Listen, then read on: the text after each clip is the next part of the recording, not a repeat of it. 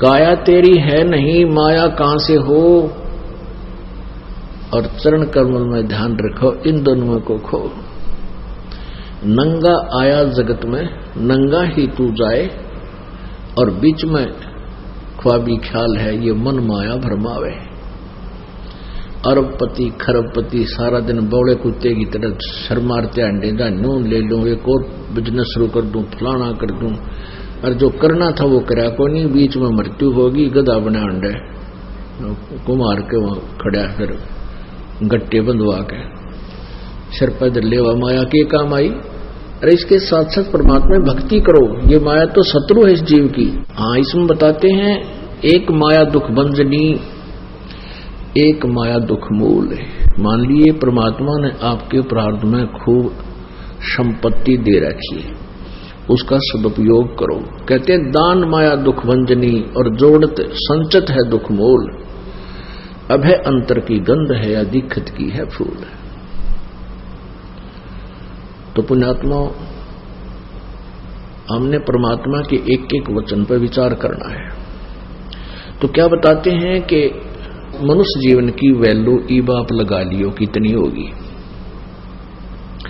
एक श्वास उश्वास और मंत्र, विधिवत मंत्र जाप किया जाए परम संत से लेकर आजीवन मर्यादा में रहना पड़ेगा।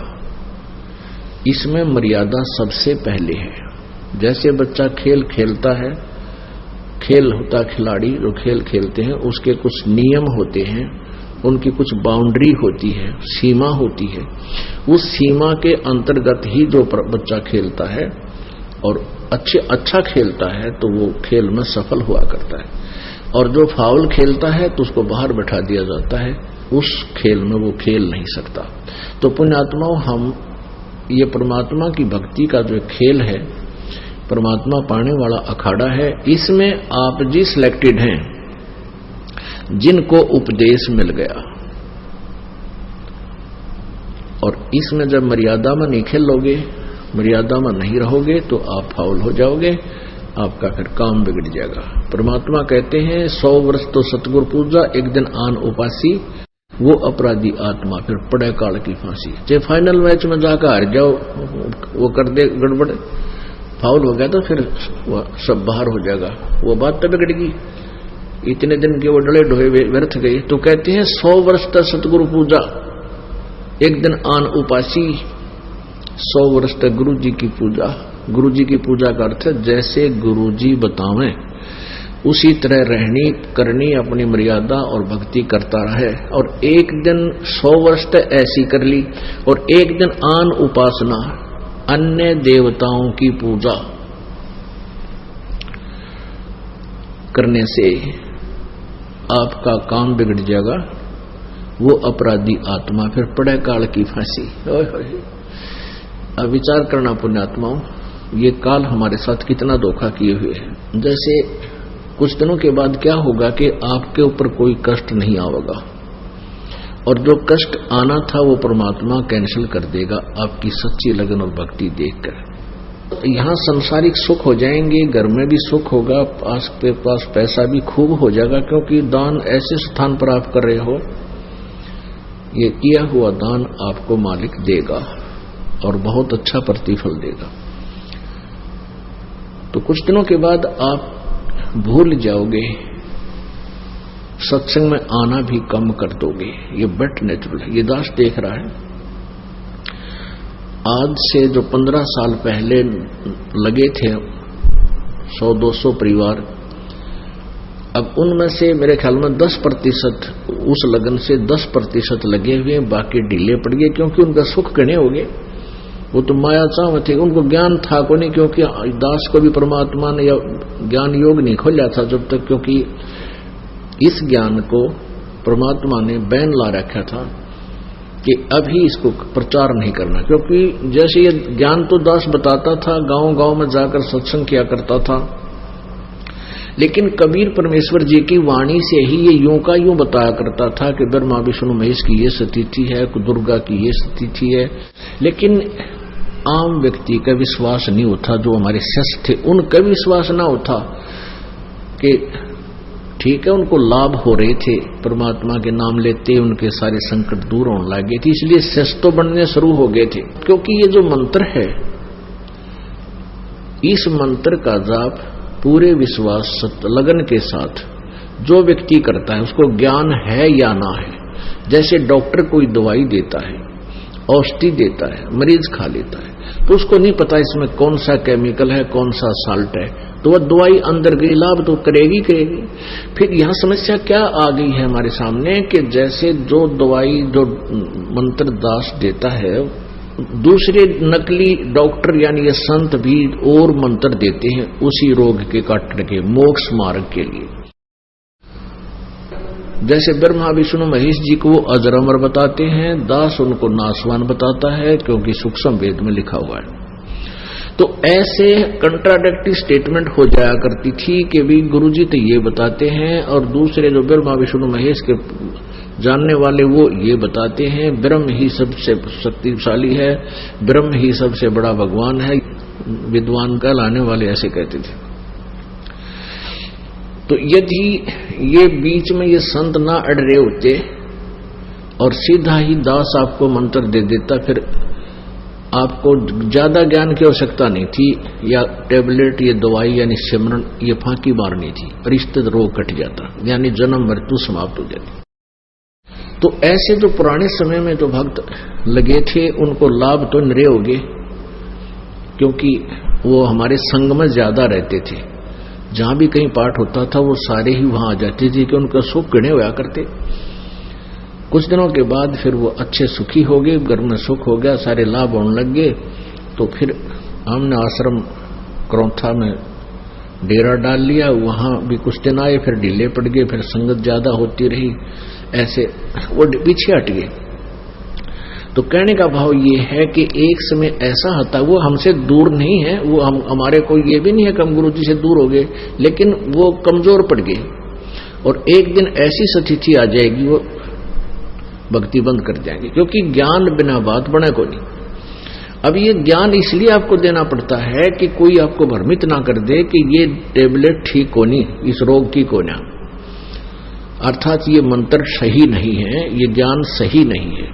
तो इसलिए आपको यहां बुला करके इतना कुछ समझाया जाता है ताकि आप भ्रमित होकर के इस औषधि को, अर्थात इस ट्रीटमेंट को, जो मोक्ष मार्ग मंत्र हैं, इनको त्याग ना देना, क्योंकि भ्रमित करने वाले लाखों और करोड़ों व्यक्ति हैं, इसलिए ज्ञान की आवश्यकता। तो कहने का भाव यह है कि कबीर परमात्मा ये बताना चाहते हैं, 100 वर्ष सतगुरु की पूजा और एक दिन आन उपासी, वो अपराधी आत्मा फिर पड़े काल की फांसी। एक दिन कोई और पूजा कर लिया आपने, या छोड़ दी मालिक की, या इसके पैरेलल भी दूसरी कर दी, तो भी बात बिगड़ जाएगी,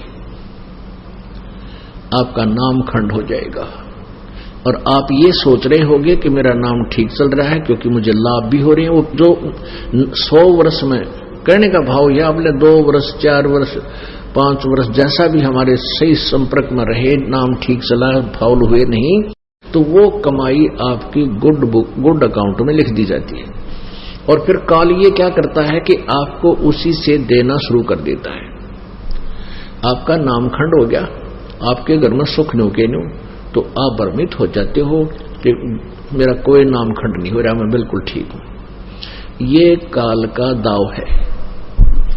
अब क्या होगा कि आप पार तो हो नहीं सकोगे, रह गई यहीं पर। फिर इस इतनी कमाई आपने कर ली सिमरन की और दान की, इसके आधार से आप प्रथम मंत्र की, तो प्रथम मंत्र के आधार से आप गणेश जी के लोक में जाओगे, जो उसका नाम की जाप की कमाई आपने की हुई है। जो मजदूरी आपने गणेश जी के मंत्र की हुई है, जो दास आपको प्रथम मंत्र में देता है, और उसमें 5 मंत्र हैं, गणेश जी का, सावित्री ब्रह्मा जी का, विष्णु लक्ष्मी जी का, और शिव पार्वती जी का, और दुर्गा जी का। ये 5 मंत्र बीच के और प्रथम और लास्ट, ये आपकी सतलोक की कमाई है। तो इसलिए ये बीच में दिया जाता है कि मान ले किसी ने उपदेश ले लिया प्रथम मंत्र का भी और वृद्ध गणा हो रहा है, उसका शरीर छूट गया, तो उसको ये दोनों, क्योंकि ये 7 मंत्रों की जो जाप है, इसको पुनर्मनुष्य जन्म दिवाएगा तुरंत ही। और फिर इसलिए ये दो प्रथम और लास्ट मंत्र जो है परमात्मा की भक्ति के हैं, परमेश्वर की साधना के हैं। तो कहने का भाव ये है, आपका नाम खंड हो गया, और क्योंकि आपने अन्य पूजा, किसी भी कारण से नाम आपका खंड हो जाता है, और आन उपासना करने वाला फिर भगवान से दूर हो जाता है। तो आप जी के पिछले जो किए हुए पिछली कमाई भक्ति है, उसके आधार से पहले मान ले आप गणेश जी के लोक में जाओगे, उसके बाद ये वहां आपकी पुण्य कमाई को समाप्त करके वहां कोई गण बन जाओगे, कोई देवता बन जाओगे, वहां नाचा कुद्दी सारी सिद्धि पिद्धि निराडंगा बरा है, तो वहां आपकी खूब ठाठ रहेंगे आपके। जब वहां की कमाई समाप्त हो जाएगी प्रथम मंत्र की, फिर ब्रह्मा जी के लोक में जाओगे, वहां पर देवता बन जाओगे, पता नहीं क्यों वहां ठाठ करोगे। आपकी ही पूंजी, आप ही का खर्च उस होटल में बर्बाद करते रहोगे। उसके बाद फिर आप विष्णु जी के लोक में जाओगे, वहां पर बहुत अच्छा, सबसे अच्छा रेस्टोरेंट है इन तीनों लोकों में। ब्रह्मा विष्णु महेश के तीनों लोकों की तुलना में विष्णु जी वाला स्वर्ग सबसे ज्यादा अच्छा है, वहां ज्यादा सुविधाएं हैं होटल। तो वहां विष्णु जी की जो आपने साधना की है, वहां उस कमाई को वहां बर्बाद करोगे। जब वहां तो आपकी जेब कट लेगी, आपका पुण्य खत्म हो जाएगा, फिर आप शिव जी के लोक में जाओगे। शिव जी के लोक में आपके मंत्र की कमाई जब समाप्त हो जाएगी 1000 वर्ष में, 2000 वर्ष में, उसके बाद आप दुर्गा के लोक में जाओगे।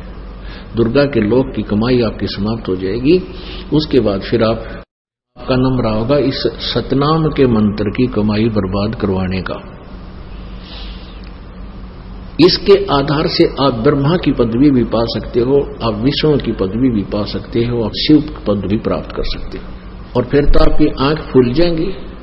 जो ब्रह्मा विष्णु शिव जी की पदवी प्राप्त कर ली, आप ना सुनो किसी की। फिर यहां पर एक छोटा सा कोई सरपंच, एमएलए, मंत्री, मुख्यमंत्री, प्रधानमंत्री बन जाए, उसने कह दो आ जाओ सत्संग में, जब कद्दे भी सुन ले तो अपनी मर्जी तक कितने डले डोले कहीं धक्के खा ले, लेकिन सच साधना पर नहीं लाग सकता, क्योंकि उसके पास इतना विमान हो गया और वो फूला नहीं समारा। और ये काल का जाल है, पिछले पुण्य कर्मों को बर्बाद करवा कर उसने ऐसे जैसे आम चूस के और फेंक दिया करते हैं, ऐसे फेंक देगा इसको उठा के लास्ट में इस जीव को, फिर बन जा गधा, कुत्ता, सुअर। तो पुण्यात्मा परमात्मा जो कह रहे हैं कि 100 वर्ष तो सतगुरु पूजा, एक दिन आन उपासी, वो अपराधी आत्मा फिर पड़े काल की फांसी। हम ऐसे बर्बाद हो जाएंगे। तो इसलिए अंतिम श्वास तक आप जी ने सिमरण करना है, अंतिम श्वास तक मर्यादा में रहना होगा। कहते हैं परमात्मा कहते हैं पाकी खेती देख कर गर्भियों मत किसान। मान लीजिए जिसने तीनों मंत्र प्राप्त हो गए, ओम तत्सत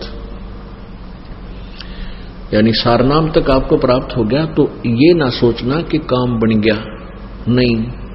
कहते हैं पाकी खेती देख कर गर्भाइयों मत किसान, अब हो झोले बहुत है घर आले तब जाने। खेत फसल, किसान की फसल पकी हुई है गेहूं की, और वो खुशी अभिमान मत करना, अभी तो खेत में खड़ी है, आग लाग जा, ओले पड़ जा, बता नहीं के कारण से बर्बाद हो जाए।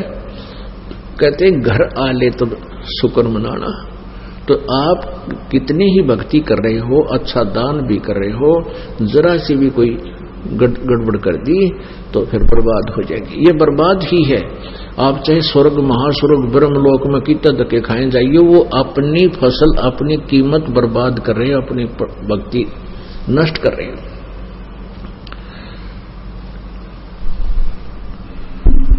तो इस प्रकार हमने परमात्मा की वाणी को समझना है कि मानुष जन्म दुर्लभ है, ये मिले न बारंबार। और जैसे तरवर से पत्ता टूट जा, वो फिर नहीं लगता डार।